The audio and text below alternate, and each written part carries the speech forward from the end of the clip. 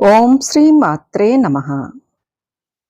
నువ్వు ఎంత గొప్పవాడివి అయినా నీ అవసరం లేని దగ్గర మౌనంగా ఉన్నప్పుడే నీ విలువ పెరుగుతుంది. నువ్వు చేసే మంచి పని ఎంతమందికి తెలిసిందన్నది ముఖ్యం కాదు. ఎంతమందికి ఉపయోగపడింది అనేదే ముఖ్యం. తప్పు లేని చోట తలవంచకూడదు. మాటకు విలువ లేని చోట వాదించకూడదు. మనిషి సహనాన్ని కోల్పోతే చెవులు చెడు మాటలనే వింటాయి. నాలుక అనారోగ్యకరమైన రుచులను కోరుతుంది. కాళ్ళు చేతులు హింసను ఆచరిస్తాయి. ఏనాడూ సంయమనాన్ని కోల్పోకూడదు.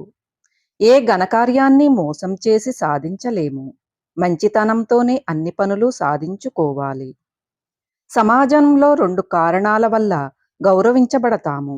ఒకటి అధికారం ఉండడం, రెండవది మన ప్రవర్తన ఉపయోగకరంగా ఉండటం.